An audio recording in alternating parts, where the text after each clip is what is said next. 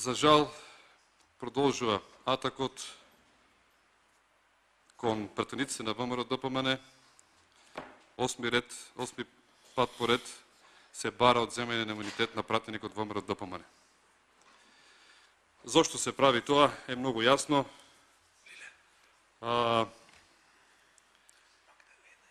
Пред се, во овој случај, моје мислење дека омаловажување кон ликот и делото на господинот Трајко Велјановски, меѓутоа и за скривање на многу работи кои се случуваат во моментот во државата, ќе ги посочам кои се. Меѓутоа и од колега пратеник слушнавме веќе дека е донесена и пресуда и дали тоа треба така да постапи, дали не треба да ги сослушаме. Не сме против да се поведе постапка, да се види дали е точно или не е точно, бидејќи ако се вратиме назад во приказната на 27 април, можеби ќе дојдеме и до некои други колеги. Јас сум спремен сите заедно да се соочиме и да седнеме и да разговараме. Со цел стварно да се помириме, со цел стварно да се надминеме и конечно, според апелот и на многу други колеги, да тргнеме напред. Дали вака ќе тргнеме понатаму? Значи, комисијата не обвинувам, има многу неблагодарна работа. Веќе реков, ова е 8ми пат како се бара одземање на имунитет и до каде. Уште колку ќе се наредат, колку останавме и на крај ќе не снема. Што понатаму? Кога ќе не нема нас, кога нема со кого веќе од другата страна да му одземате имунитет и кога ќе нема со кого да се занимавате, тогаш ќе дојдат реалните работи. А реалните работи знаете кои се? Знаете што се случува денес во салата Борис Трајковски? Се отвора процес за легализација на канабис. Дали намерата е да се дефокусира јавноста и да влеземе во некој друг процес? Отворена е темата за легализација на канабис.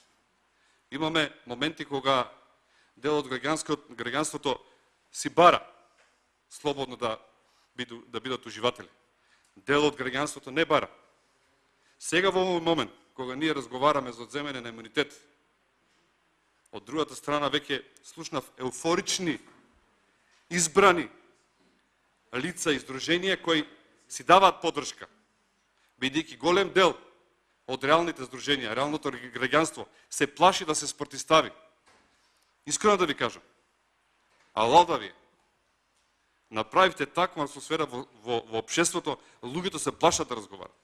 Јас пред една недела имав јавна дебата по моја иницијатива за закон за извршување санкции, укажувајќи ги на проблемите кои сега се појавија. Бидејќи законот беше наместен токму кон директорите, а тие директори беа избрани на памет. Се намалија критериумите без никакви психолошки тестови. И доколку тоа не се случеше и се намалија критериумите за вработување и кај вработените и кај директорите, можеби немаше да дојде до ово што ни се случува денес. И дали со тоа се решава нешто друго? Пробував да ви кажам. И ова се случува целата работа. Сега во моментов, само зашто ви го спомнав тоа, и тогаш немаше присутни здруженија кои со намера беа да дадат поддршка на законот, а не е добар. Искрено ви кажам, работа во тој систем. И не е можно тоа вчера се случило да се случи доколку не е навистина исценирано, не е навистина направено со намера да му се наштети на тие, да се заплашат тие и да се прати порака кон сите нас. Сериозен проблем. Ние дали треба така прекјутно да ги поминуваме сите закони? Имаме стотина закони кои така ни помина. И дали е најголемиот проблем Трајко Велјановски и одземањето на имунитет и ставањето на него во затвор, во притвор? Нема да ги реши проблемите во државата. Реални да бидеме. Ние не смееме да градиме такво општество. Не треба да дозволиме законите да ни поминува така. Пред еден месец тука имав избор на амбасадор. Ја затворија седницата. Тоа е жално. Жално е затоа што тие луѓе требаше да не престуват некаде во Европа. Не смееше јавноста, медиумите, беа исклучени од целиот процес. Дали смееме понатаму да градиме такво општество? Дали со решавањето, одземањето на мандатот понатаму ќе ги решиме ние сите проблеми во општеството? Зошто понатаму покрај една од причините е дефокусот кон законот за легализација, кон барањето за легализација на канабисот? Луѓе, отвараме сериозен процес, за тоа треба народ да одлучи. Најмалку на референдум. Треба да има сериозна дебата. Нека се кажат позитивните, негативните работи, нека одлучи граѓанството. Немојте ние како политичари. Мене ми дале мандат, јас не се изјаснив пред моите избирачи дека сакам да направам такво нешто. Нити слушнав од другата страна. И сега одеднаш бараме ние легализација на канабис. Сериозен проблем е. Друга една работа. Луѓе, додека ние овде дебатираме, дали некој ќе пикнеме во притвор и ќе го претепат после понатаму. Во моментов, за една недела, имаме трета жртва. Девојчето 29 години од Волково. Што им нудиме ние? Каков живот? Што им понудив на граѓаните? Девојка од 29 години фрлена во Ендек, на последната станица од Волково. Пред некој ден машко дете. Пред тоа жена возрастна медицинска сестра од акушерско. И уште колку неразчистени ситуации. Кое општество го градиме? Додека ние тука кажуваме колку сме паметни едни кон другите. Некој надвор си работи. Место заедно да земеме да ја градиме државата, што понатаму со тоа правиме? Заплашени се луѓето, сериозно. Еве, јас сум од Штип. Вика, ние страв да дојдеме во Скопје. Се плашиме, вика, како да е друга држава, друг свет. Кај ќе одеме таму, се плашат луѓето да си ги пуштат децата тука. Едно време живеевме во општество каде што на улица раставме и се движевме кај што сакаме. До кај стигнавме? Што треба да направиме понатаму? Немој да мислите дека со притварањето на одземање на имунитет на сите нас ќе се реши проблемот. И ви кажам една приказна. Еден филм имаше народни, две баби се тепаат цел живот.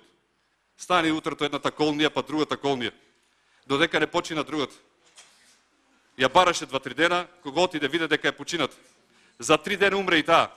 Дали треба да изумреме како нација, тепајки се едни со други? До толку ли сме сгрешили едни на други да господинот Трајко Велјановски испадне најлошиот човек во државата? 10 години беше председател. Јас имав некоја своја мислење, беше многу строг и така одмерен кога беше во улога на председател. Сега во можност кога е со нас, ви гарантирам, е еден од најстручните, најспособните луѓе што ја разбират оваа проблематика. Место да ни помогне, да го вклучиме во сите процеси, да дојде да каже како понатаму, ние го елиминираме Трајко Велјановски. Од кого се плашите? Затоа што голем многу пати знае и нас да не критикува внатре пратеничката група, да ни укаже дека не е добро ова што го правиме или како треба да постапиме. Или мислите дека со замолкнувањето на Трајко Велјановски и на сите нас останатите 40 пратеници ќе се реши проблемот во државата? Ќе останете сами. Со кого ќе се борите понатаму? Имате проблеми. И доколку не се промени тој процес, ќе имаме проблеми. Јас сакам да укажам на комисијата. Неблагородна работа. Неблагодарна. Меѓутоа, вие носите одлуката. И како пратеници во претходниот процес, ја измислил некој таму на некое место, вие пренесе во тука и вие гласате. Не ве амнестира. Ни вас, ни нас. Најмалку па и нас, ако не гласам. Меѓутоа, си ја носите одговорност. Дали не правиме некоја практика, веќе многу, како да е, симптоматично. 8 луѓе поред. Значи, дали и до каде треба да се оди? Јас знам, сакате да дефокусирате јавност. Ќе отргнеме Трајко, ќе зборуваме денес, поминува законот за канабис, јавната дебата си поминува, еуфорично, со аплаузи, браво луѓе, од сега сите сме во ред, никој да праша дали е добро, дали е лошо, кои се последиците, дали со тоа се губи чувството на реалност, при возење на автомобил, при реагирање на деца, при создавање на фамилии, така натака. Ние мораме за тоа да разговараме. Не смееме некои работи така на памет, тука додека едно разговараме, другото да ни помине. Ветувавте, јас знам дека ветувавте, плата поголема, живот поголем, докторите очекуват. Јас очекував, луѓе. Јас очекував во фамилија дека ќе имам поголема плата. Пензиите ми се намалија кај моите родители. Помалку ми е буџетот. Намален е буџетот. Не ми гарантирате дека до година ќе имам поголема плата, со буџетот не ми гарантиравте ништо. Ми ги закаснавте патот, болницата во Штип. Тоа што требаше да ми даде заштита од здравствен аспект, кај што требаше да биде центар на Источна Македонија, кај што требаше ја сега побезбедно да се движам кон Скопје, веќе 2 години се касни. Сега, и најлесно е, ќе измислиме сега ние, некој сака да уништи Македонија. Кој? Пратениците на ВМРО да помене. Во периодот кога беше Трајко Велјановски на председател, се постигнати најголемите реформи. Мораме тоа да го испочитуваме. Вклучително заедно со партијата ВМРО-ДПМН, со владата на Република Македонија, предводена од ВМРО-ДПМН, и Трајко Велјановски, и дел од партиниците, дел од колегите тука беа и со нас на времето, заедно работевме, се создаваше и како опозиција дава на некој начин, можеби и критики за да се подобрат одредени работи, меѓутоа е моментот и периодот од тие 10 години кога никогаш, јас се надевам, дај Боже да ги надмине некој. Меѓутоа период од 10 години кој ќе остане запишан со златни букви во историјата на Република Македонија. Период кога е најмногу постигнато во Република Македонија. И сега, вие што правите одеднаш? Вие, бидејќи сте веќе 5 години, пета година поред власт. Пета година. Така е. 2015 после бомбата техничка влада. 2016, 2017, 2018. Ова е пета година власт. И што на вие на луѓето ќе им кажете? Каде ви е платата? Каде ви е плата за доктори? 500 евра плата. Не знам ваков доход. Таков приход. Само измислување ветар во магли. Значи, ништо друго. Сега, многу е тешко да им ветиш на луѓето. Ние бевме лошите. Не ни избра граѓаните, нема проблем, дават подршка на вас, во ред е. Меѓутоа, луѓето очекуваат од вас нешто да направите. Јас очекував да ми биде подобар живот. Зошто да не? Ако успеал во тој период од 2006 до 2016 платата да се зголеми дупло, кај вас барем 10% да беше. Во овие 5 години. Значи ние зборуваме за 2016, 2006 зборуваме дупло зголемена плата по сите основи, вработување преку 180.000 вработувања, а вие сега во овој период ни 10% немате покачување. Проблем е и треба јас сега да се соочам, треба да одиме на избори и што ќе викаме сега? Трајко речени, не знам, друг нечини, Петко речени. Зошто? Затоа што јас не можам, како ќе излезам јас пред јавноста, пред граѓаните и да речем, луѓе, вие ми ветувате вработување. Нема вработување. Поголема плата нема, пензиите поголеми и тоа го нема. Поголем ученички стандард и тоа го нема. Повеќе инвестиции и тоа го нема. Ама исчезнаа децата од Македонија. Така да, колеги, свесен сум зошто го правите ово. Свесен сум зошто и со која намера. Значи, овој политички прогон ќе престане еднаш. Значи, сватете се, луѓе сме. Сум носил јас некојаш одлуки, ден денес се срамам. Ми се случувало да не бидам, не сум јас светец, нити ние сите, имало некојаш одлуки од незнаење. Не сум го направил свесно, од незнаење многу пати, нема да видам, ќе каже, да, во ред е законот, меѓутоа имало нешто во законот што не било во ред. Немојте, луѓе сме. Мислев едно време дека не ги сакам никој да ги нема да исчезнат. Грешка било, ние мораме да разговараме. Преска спомна дека сме биле 2 вагона без управувачи. Една на друга страна, другите на друга страна. Граѓаните трпат, очекуваат ја болката да им ги решим. И сега најголемиот проблем, дали Трајко ќе му се земе имунитетот, дали понатаму тој ќе остане како пратеник. Ни треба, луѓе. Јас не велам и сакам да се испита до крај работата. Според ова што ни го кажа почитуваниот Трајко Велјановски, јас му верувам од збор до збор. Сме разговарале ние во овој период. Значи, ние мораме на граѓаните да им помогнеме. Оризот не е решен, луѓе, имаме сериозен проблем. По 15 ден арпа се купува. Значи имаме сериозен, јаболката, не знам друго и така натак. Се носат закони, се штанцат, сериозен проблем. Еден има друг проблем што веќе медиумите, јас им благодарам за сета подршка што ја дават денес. Веќе се разочарани од нас. Не ни веруваат. Граѓанството уште повеќе не ни верува. Се вика дали е точно овие го зборуваат или другите што го зборуваат. Меѓутоа, јас на крај делата, а тоа е имаше поголема плата или немаше поголема плата. Што со екстерното, што без него. Ги направивме сите со петки. И дали бараме сега воведување на нов закон за контрола на знаењето на учениците. Дали тоа требаше да се сопри? И најголемата ваша врв, најголема ваше достигнување беше укинувањето на радиодифузната такса пак директно кон медиумите. Кон медиумите.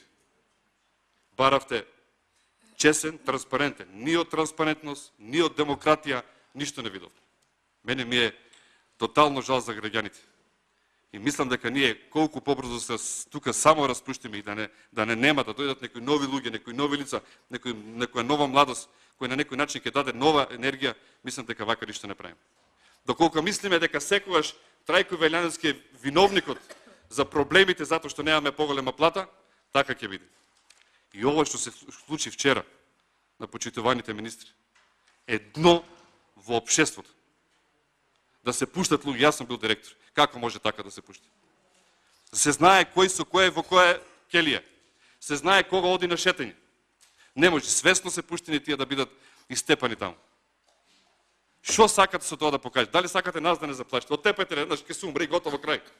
Нема да постоиме, готово, нека живеете вие, што да ви кажам? Да земеме да се отидеме, правете вие државата. Како да ви кажам? Значи, дали со тоа ќе решиме проблемот? Дали моите заминување од државата, од животот, не знам што, ќе реши вашите проблеми или ќе биде подобро? Или па ако сме ние кривите, да се замолкнеме, вие решавате ги работите. Не замолкнувате луѓе. Единственото право што го имаме во наше право, и деловничко и, како да кажем, и уставно, е говорот. Со умереност дека нема да навредиме или да злоупотребиме говорниците или да навредиме некого. Само сакам да повторам. Дали, јас реков, имав неколку гостувања, претходно се елаборираше овој случај 27 април. Ние во овој момент, почитувани медиуми, почитувани граѓани, нема да можеме да добиеме вистината. Јас не ја знам. Не ја знам вистината. Зашто ви кажам? Ова ќе се знае, може би, после 20 години, 30. Дали ќе бидам јас жив? Ќе има работи што никој пат нема да се разберат. Ама се случи некои работи, се сеќавате, па почна да кажуват и за Киро Глигоров што се случило. Некоја да кажат, почна еден по еден да се кажуват. Ќе испадни за ова. Ама за жал, на штета на децата, на моите, на вашите, на внучињата, на комшиските. Затоа што ние тука си игравме политика и бевме тврдоглави. Затоа што ние се правиме некои си фраери тука. Не бе луѓе. Ке страдат нашите генерации после нас. Немојте ве молам. Имате идеална ситуација да се надминете сите вие и да прокосите и на вашата партија и на сите, да им кажете извинете, ама ние тие луѓе и таквата практика нема веќе да ја преминуваме.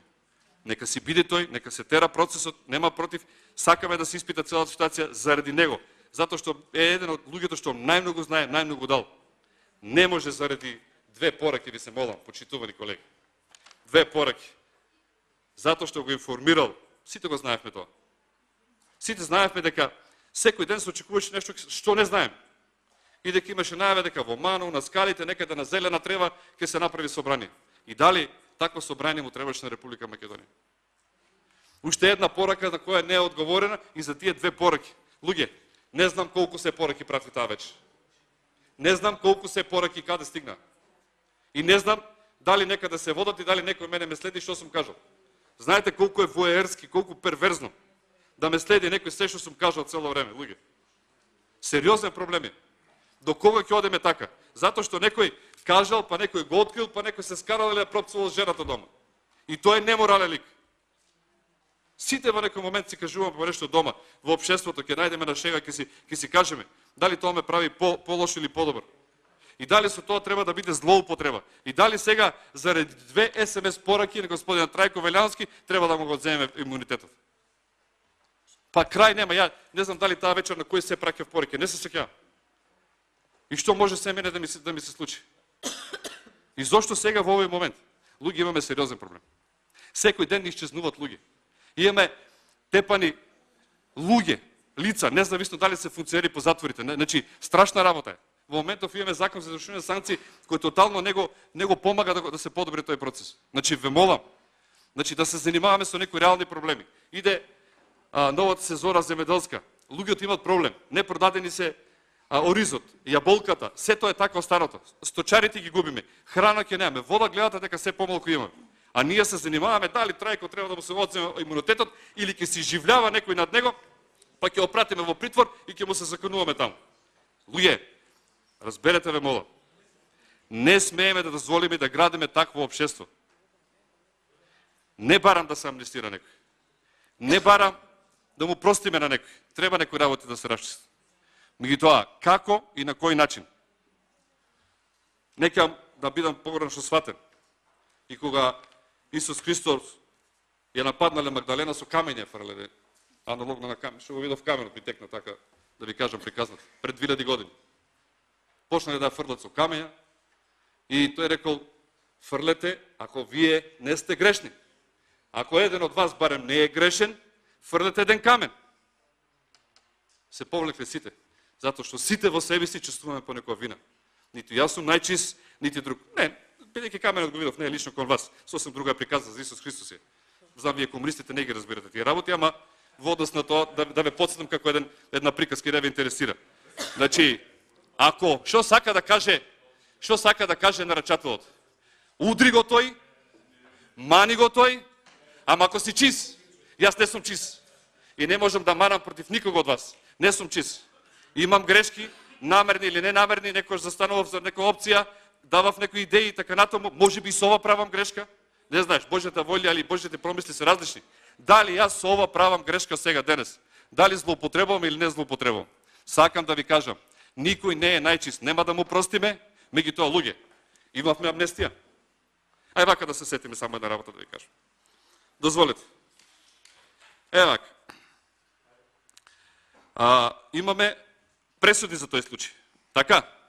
Имаме амнестија. Имаме ослободителни пресуди.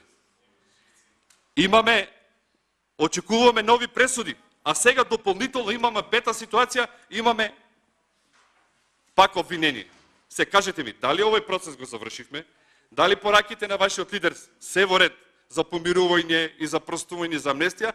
Или е токму така дека беа наменски со намера да се амнестират некои лица за потоа тие да дадат подршка? Значи, прашањето е, тој процес од 27 април, дали и до кога ќе се злоупотребува? Искрено да ви кажам, најмалку сите ние пратениците, вклучително и вие од другата страна имавте сериозен проблем, многу повеќе од нашите, меѓутоа и ние имавме тешки моменти.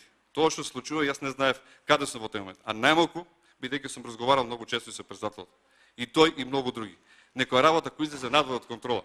Мислам дека никој не ја посакуваше. Никој не посакуваше на некого зло да се направи. И мислам дека некој ни се протна меѓу нас и меѓу вас, за да дојде до таква кавга. Гледате ли каква поделен со општеството имаме? До каде ќе одиме така? Ќе се уништиме самите со себе, нема да остане камен на камен во државата. Македонија ќе не се испусти, децата ни отидоа. Не ќе да разговарат, не ги интересира ништо. И најважната работа од се, ќе го легализираме канабисот. Удареме по едно цигаре и хај уживај. Може би ќе дојде и тоа време некојаш. Меѓутоа, вака треба да се направи тоа. Се согласувам да се разговара. Без нас тамо разговаравте денес. Без друженија реални кои што ќе ви кажат луѓе, немојте ове не го правите. Некни на закон за извршување на санкции на јавна дебата немаше никој, буквално, знаете што ми рекоа? Ние страв. Се плашиме од реваншизам.